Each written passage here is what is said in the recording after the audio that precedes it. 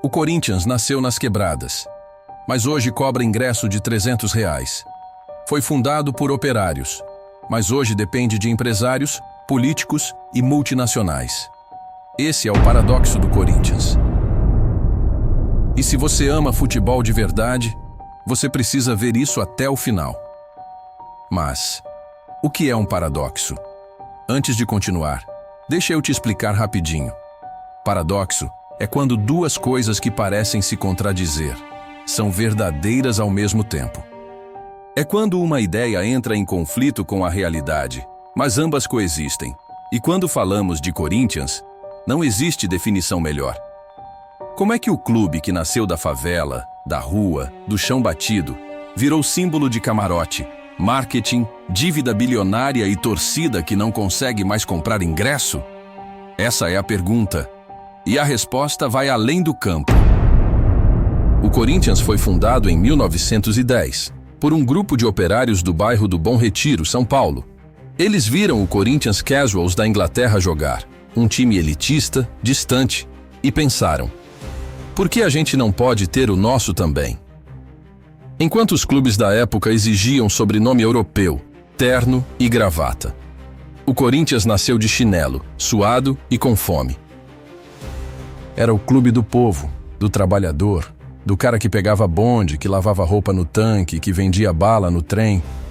O Corinthians era o Brasil real, sujo, sofrido, intenso, apaixonado. E mesmo sem estrutura, sem dinheiro, sem mídia, ele cresceu no peito, na raça, na voz das arquibancadas. Durante o século XX, o Corinthians virou muito mais que um clube. Virou símbolo de fé, de luta, de resistência. A fiel torcida foi se formando nos bairros, nos trens, nos pontos de ônibus. Não era torcedor de poltrona. Era gente que ia a pé para o estádio, com radinho no bolso e camisa furada no peito. E mesmo nos anos de seca, especialmente o jejum de 23 anos sem títulos entre 1954 e 1977, a torcida só crescia. Em 1977, quando o time finalmente foi campeão com Basílio, o Morumbi explodiu. Teve torcedor que morreu de infarto. Teve gente que tatuou o gol. Foi um grito engasgado por quase 2 gerações.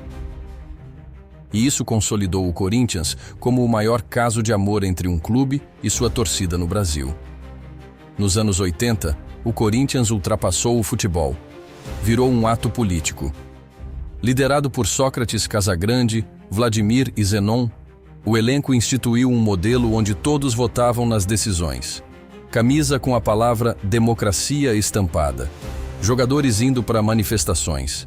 Sócrates discursando no comício das diretas já, dizendo: se o povo quiser, fico, se não, vou embora. E foi. A democracia corintiana foi talvez o movimento mais revolucionário da história do futebol mundial. Era o Corinthians mostrando que podia sim dar voz a quem nunca teve. E isso veio do campo, não do Congresso. Já deixa o like agora se você acha que futebol também é ferramenta de transformação? A virada começou nos anos 2000. O clube começou a se modernizar, se profissionalizar e se vender. Vieram parcerias como a MSI, com o empresário iraniano Kia Joorabchian. Chegada de jogadores como Tevez, Mascherano, Carlos Alberto, Roger, com contratos milionários e cláusulas obscuras. O Corinthians ganhou o Brasileirão de 2005, mas pagou caro em imagem. A crise estourou em 2007 com o rebaixamento, mas a máquina já estava ligada. A construção da Arena Corinthians foi outro divisor de águas.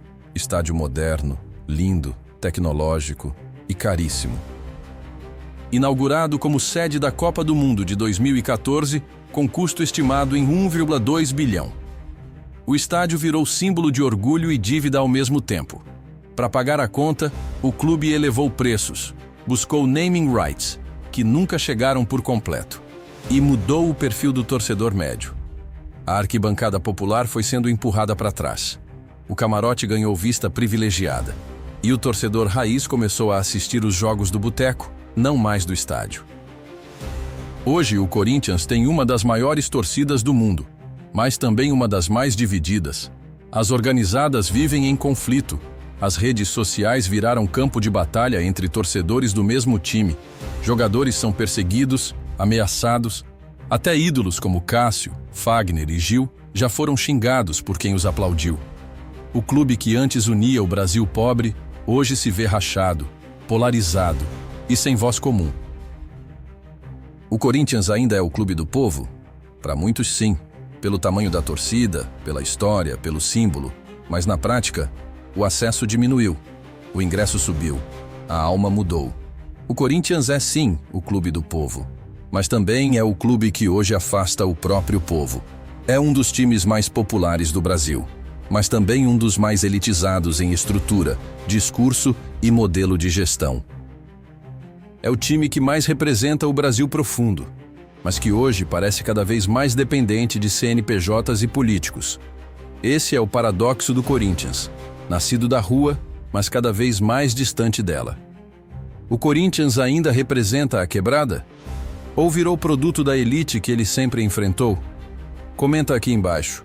Se inscreve no canal se você curte esse tipo de análise sem filtro. Aqui a gente não passa pano para clube, para mídia, nem para narrativa pronta. A gente mostra o futebol como ele realmente é. Contraditório, apaixonante e cheio de paradoxos. Até o próximo vídeo.